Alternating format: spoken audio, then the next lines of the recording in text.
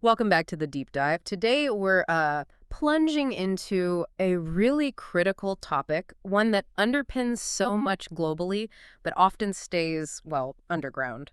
Deep well water pumps. Right. Our mission really is to unpack what's driving this market, get a handle on its role, and see what the global implications are.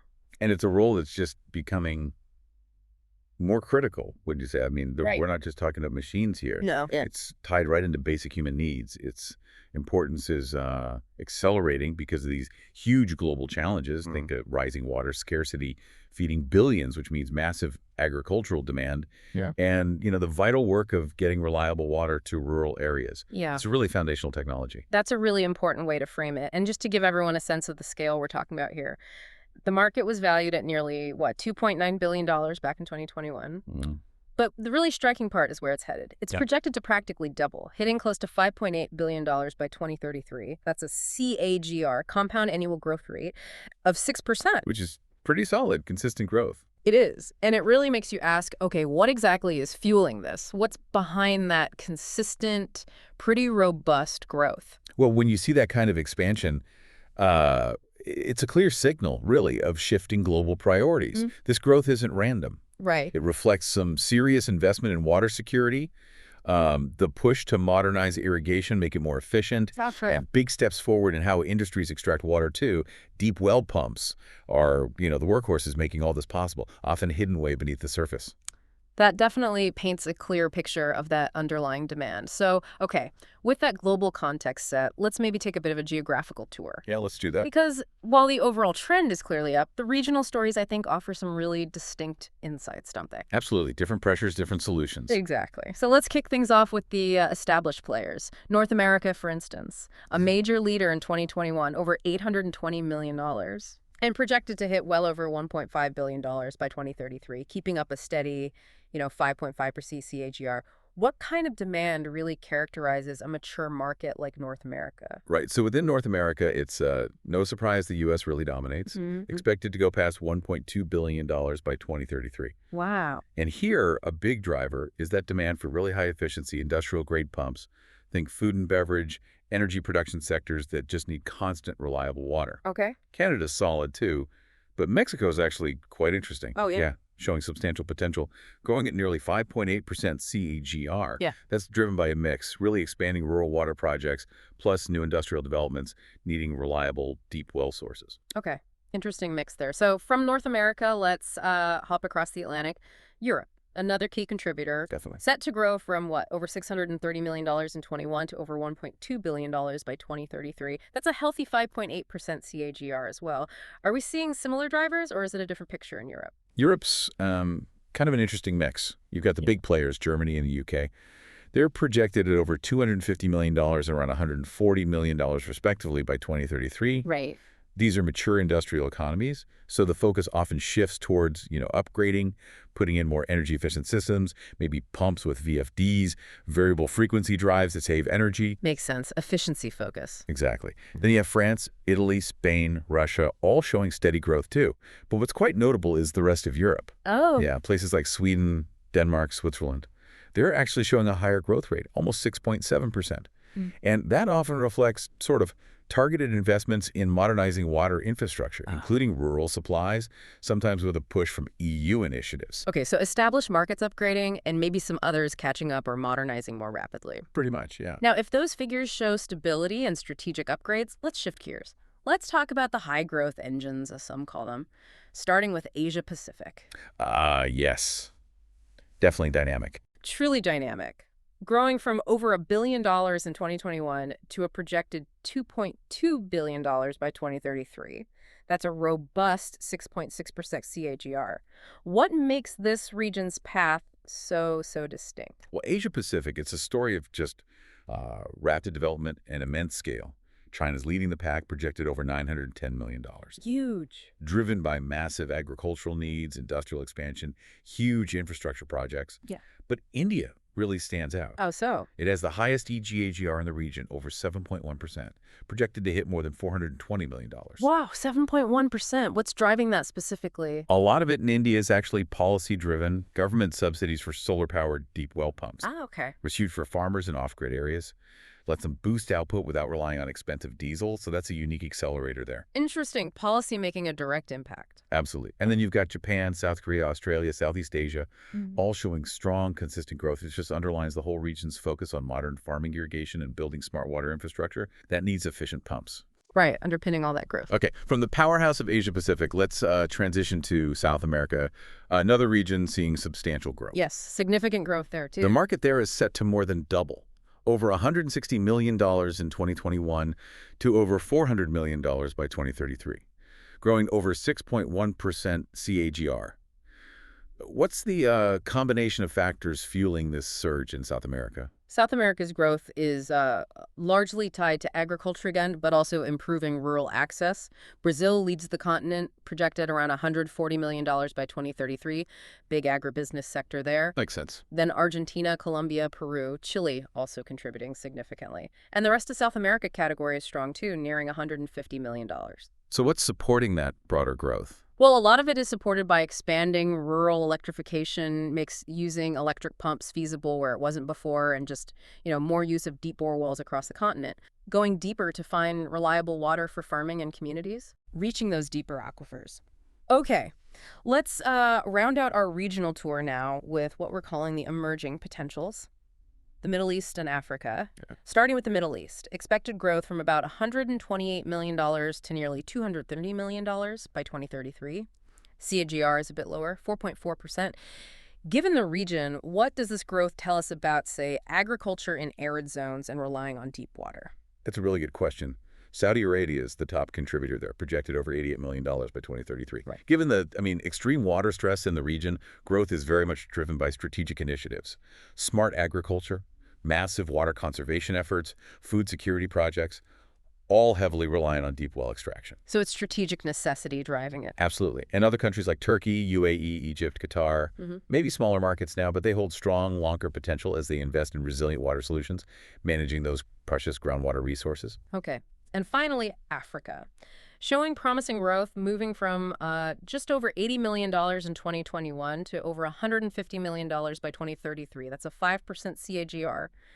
What foundational role are these pumps playing there? Well, in Africa, you see Nigeria and South Africa leading, projected around $39 million and over $64 million, respectively. Okay. The demand there is quite diverse. It's supporting rapid urbanization, some industrial development, but also critically drought resilience efforts. Right, a basic need. Exactly. Oh. And the rest of Africa, which includes a lot of frontier markets, it's projected to reach nearly $48 million. That growth is really getting a boost as governments increasingly prioritize rural water systems, putting in new deep borewell pumps just to ensure basic access to clean, reliable water. It's fundamental. So summing it all up then, we've seen this global deep well water pumps market is, well, it's on a robust, steady climb, driven by these really foundational needs, modernizing agriculture, getting water to rural areas, critical infrastructure upgrades, pretty much everywhere. Yeah, those are the core drivers. And we've also seen distinct patterns, haven't we? Asia Pacific and South America showing the strongest percentage growth reflecting that rapid development, those policy drivers, like in India. Right, the highest CAGRs. While North America and Europe, the more mature markets, they still dominate in total revenue. And their focus seems more on efficiency, upgrades, replacements. Precisely. And if we connect this back to the bigger picture, this market, often unseen, continues to play this absolutely indispensable role. It's helping address one of humanity's most pressing challenges, water access, water sustainability. Yeah. It really highlights how understanding these sort of underlying technology markets gives us crucial insights into the global challenges and potentially the solutions shaping our future. Absolutely. So thinking about all this, what does it mean for you listening? How might this growing global reliance on deep well pumps reshape how we think about critical infrastructure, maybe resource management? Good question. And what other innovations, perhaps in energy efficiency, maybe remote monitoring, AI integration, might be coming down the pipeline to ensure sustainable water access for everyone, especially in those fast-growing regions we just talked about? Something to think about. Thanks for joining us on this deep dive. Welcome to the Deep Dive. We dig into the data so you don't have to, giving you the insights you need. Ever stop to think about how we get water from, deep underground, especially in places where every single drop counts? It's a fascinating area. Today, we're doing a deep dive into deep well water pumps. Our mission really is to unpack the dynamics of this critical market. What drives it? What are the roadblocks? And what's coming next? We're leaning heavily on a report from Cognitive Market Research, Deep Well Water Pumps, Market Dynamics, and Future Trends. It's pretty comprehensive. Right.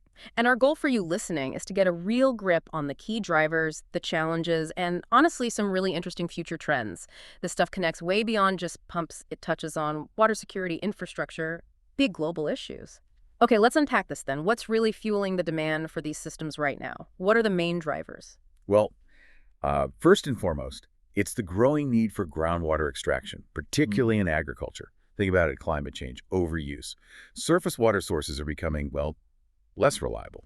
Yeah, you hear about that all the time. Droughts, unpredictable rain. Exactly. So farmers, especially in those arid or semi-arid zones, they have to rely on deep wells for consistent irrigation. Makes sense. For reliable water. Precisely. And the benefit is clear, Mhm. better crop yields, and they're less dependent on, whether it rains or not. That's huge for food security, but it's more than just farms adapting, isn't it? You mentioned global development earlier. Absolutely. That's the second big driver. We're seeing rising investment in rural infrastructure and also electrification programs. Okay. These are often government-backed initiatives, you see it a lot across Asia and Africa, aimed at expanding water access, getting water to remote, often off-grid locations. Right, places without existing pipelines. Exactly. And that naturally boosts the demand for deep well pumps. Both electric ones and, increasingly, solar-powered pumps become absolutely essential where there's no central water supply. So it empowers those communities. Definitely. It's a game changer for them. And it's not just farms in these remote rural areas then. No, not at all. The third driver is actually the growing pace of construction, residential, and industrial density, especially in water-stressed regions. Ah, interesting. How so? Well, think about new housing developments, new factories, big commercial buildings. They often go up where municipal water access is limited, or maybe not even there yet. Okay, so they need their own source. They do. Deep well pumps become the solution. They provide that independent, reliable water supply right on site. And you see this more in certain areas. Yeah, it's particularly noticeable in developing nations, where that urban growth is sometimes outpacing the infrastructure needed to support it. Okay, so those are some powerful forces pushing demand up. It almost sounds like a guaranteed growth market, but there's always a flip side, isn't there? What challenges are holding this market back or maybe complicating things? You're right, it's not all smooth sailing. A major restraint is simply the cost. High initial cost plus ongoing maintenance. Right. Drilling wells isn't cheap. Not at all. The drilling, the pump installation itself, and then you've got routine servicing. It adds up. And these costs, they can definitely put people off, especially smallholder farmers or maybe lower-income households in markets where every penny counts. That makes sense. Cost is always a factor. But what's really fascinating and maybe a bit worrying is how the resource itself, the groundwater, is becoming part of the challenge. Feels like a bit of a catch-22. It really is. That's a huge point in the report. Declining water tables, the overextraction of aquifers, it's a serious issue in many places. So the more you pump. The harder it can become. As those groundwater levels drop, you need more powerful pumps or the efficiency just goes down. Which means It means you need more energy to get the same amount of water out. That makes operations more expensive and, frankly, less sustainable over the long run. wow, okay, that's a fundamental problem. The very act of getting the water makes it harder to get more water later. Precisely. It forces a rethink of water management. It really underscores the need for efficiency and monitoring. Yeah, you can see how that would drive innovation too. But okay, getting the water out is one thing. Powering the pumps sounds like another potential headache, especially in those remote areas you mentioned. Absolutely. Power reliability is a significant hurdle. Oh. Many electric pumps obviously need a consistent electricity supply.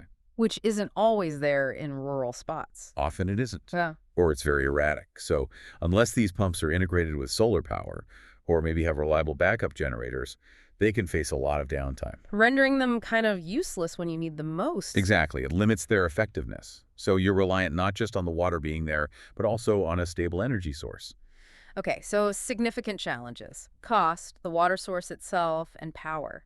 But markets adapt, technology moves on. What exciting trends are emerging? What's changing the game for deep well pumps? Well, despite those challenges, there's definitely innovation happening. One of the biggest trends is the increasing adoption of solar-powered systems. Ah, yes. That seems like a natural fit. It really is. They're gaining a lot of traction, particularly in agriculture and those rural settings we talked about. They offer a sustainable option and often Over the long term, a more cost-effective one compared to diesel or relying on an unstable grid. Especially in sunny places with shaky power grids. Exactly. Perfect fit. They provide energy independence right where it's needed. Now, this next trend sounds pretty high-tech, almost futuristic, but it's happening now, right? IoT integration. Oh, absolutely. It's a game changer. The integration of the Internet of Things, IoT, and remote monitoring. So what does that actually mean for a pump deep underground? It means the pump isn't just a dumb machine anymore. It's connected. You can have sensors tracking flow rates, water levels, pump performance, even detecting potential problems early on. And you see this information where? On a phone? Yep, or a computer, remotely. It allows for things like remote diagnostics, automated maintenance alerts, basically much smarter management. That sounds incredibly useful for managing water efficiently. Hugely. Especially for large farms or industrial sites. You can monitor usage, spot leaks or faults early, really optimize how you use that water resource. Okay, smart pumps. And finally, it seems like energy efficiency is a big push everywhere. How's that playing out here? That's the other major trend. Manufacturers are investing heavily in energy-efficient tech. A key part of this is variable speed drives, or VSDs. Variable speed drives, how do they work? Think of it like this. Instead of the pump always running at full blast, a VSD lets it adjust its speed and power based on the actual real-time demand for water. Ah, like an accelerator in a car, not just on or off. Exactly. So if you only need a trickle of water, the pump slows down. If you need full flow, it speeds up. And the benefit is lower energy bills. Significantly lower energy consumption, yes, but also less wear and tear on the pump itself. Right, because it's not constantly running flat out. Precisely. That improves the system's longevity, which is really important. Given rising energy costs and the big push for sustainability, these efficient pumps are expected to see really strong adoption everywhere. So wrapping it up, what we're seeing is a market that's really dynamic. It's grappling with some serious environmental and infrastructure challenges, no doubt. But at the same time, it's actively embracing these really smart, sustainable, connected solutions. It's definitely a sector in transition, adapting to changing needs in tech. It really shows how something seemingly specific, like a deep well pump, is tied into these huge global shifts around water, energy, and technology. Understanding these changes feels pretty crucial. So, as we think about how these pumps are evolving, it makes you wonder, doesn't it? What other seemingly niche technologies might be quietly shaping our global future in ways we don't fully grasp yet, and how can we get better at seeing their potential impact?